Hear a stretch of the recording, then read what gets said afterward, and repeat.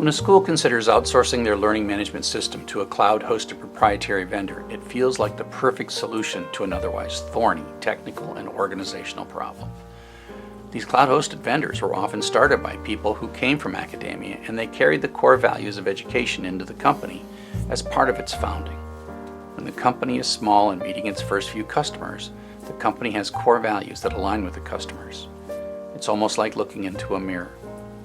With core values clearly on display, the schools feel assured that all they're really doing is outsourcing a staff role that will be done with the same care, love, attention to detail, and values as if it were insourced.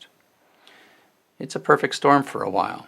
The first few customers are treated well, the product evolves rapidly to meet their needs, the small startup starts to grow, and the additional revenue is invested to strengthen the product and make the company feel more and more like a solid bet. As the size of the company grows from 15 to 30 to 100 to 1,000, costs do start to go up, and the founders parlay their revenue projections into venture capital investments so they keep growing and they can hit the market while things are hot. Venture capital investment often leads to improved compensation for founders and senior employees. Some leave and cash out, and some stay with increased salaries. Any founders or early employees that remain with the companies become powerful marketing tools, because in their public appearances they keep the customer focused on what the company was rather than what the company is becoming. After a few years, the venture capitalists want to profit take before growth slows and the company loses its golden shine factor, so they force the company to go public. The venture capitalists cash out, and the remaining founders and senior employees end up with even more cash, options, compensation, and if they stay, value to the marketing department. The company goes into a phase where they need to clean up their profit picture because the stock market bets on future profits based on the real public quarterly financial statements. Staff are cut, founders leave, development focuses on reducing cost to provide the service. The end user product, which hopefully by now is solid, begins to stagnate. There's no real perceptible change in core values. The founders' core values just keep going on inertia and lawyers and legal agreements with the customers. The customer relationship increasingly tends to focus, though, on interpreting the legalese in the contracts, which invariably tend to favor the company, rather than the contract being viewed as merely the paper version of the shared core values of the company and its customers. After a few years of cutting, the loss of leading employees from top to bottom, and the addition of new leadership that thinks more about financial statements than the company's product, growth starts to truly slow. The market looks for the next golden child, a company with a good reputation and market share, and a few leading schools start choosing the next big thing. At that point, confidence in the future revenue of the company starts to fall, and with it, the stock price. At some point, the stock price is so far down, the stock is actually underestimating the value of the current revenue of the company. At this point, private equity firms who care only about financial formulas realize, especially when interest rates are low, that they can borrow money, buy up all the stock, and then cut costs even more, pay off their debt in 5 to 15 years with company revenue, and end up owning a money-making machine, free and clear. At least that's the theory. Private equity companies have no soul or core values at all. They're driven by money, but they're not interested in upsetting the customers. They quietly cut staff, cut costs, slowly increase prices, and keep the product stable, and just don't invest in anything innovative. Of course, this exaggerates the stagnation of the company to the point where the customers start to notice that things are no longer as they once seemed.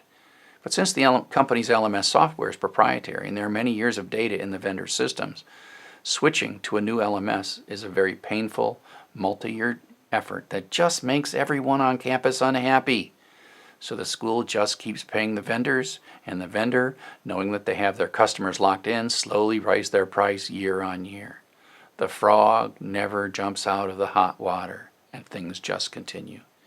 The increased revenue from long-term stuck customers overpaying for the service subsidizes steep discounts given to new customers to make sure the company does not look on the surface like it's contracting. Now, into this. Let's imagine that someone with an axe to grind, like Elon Musk, decides to buy your LMS vendor from the private equity investors with some spare change he found in a couch. The private equity investors will sell the company to anyone who can write a check that clears. Elon is barely interested in the future revenue growth or even the image of the company in the market. He has plans. He has an agenda. He thinks universities are obsolete and can be replaced by Elon University. What could be better?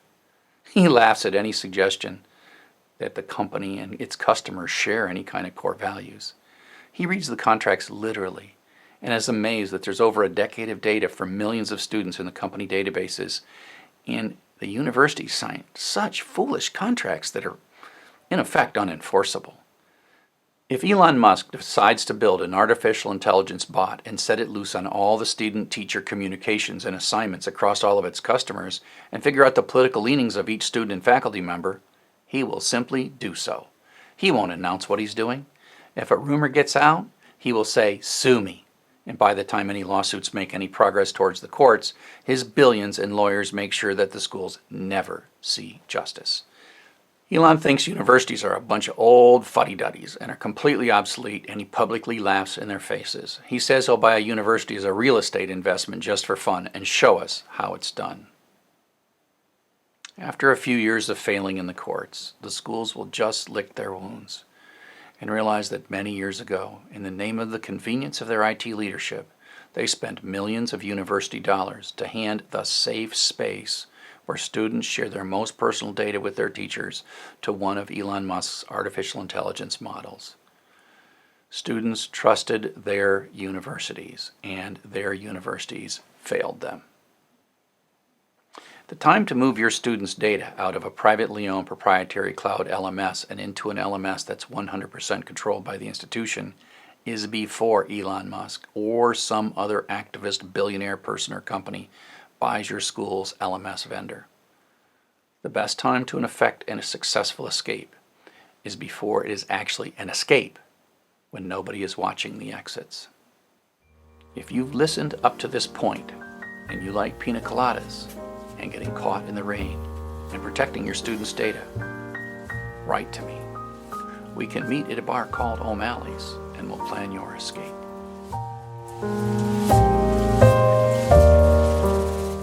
Thank you for watching this episode of the LearnerPrivacy.org podcast.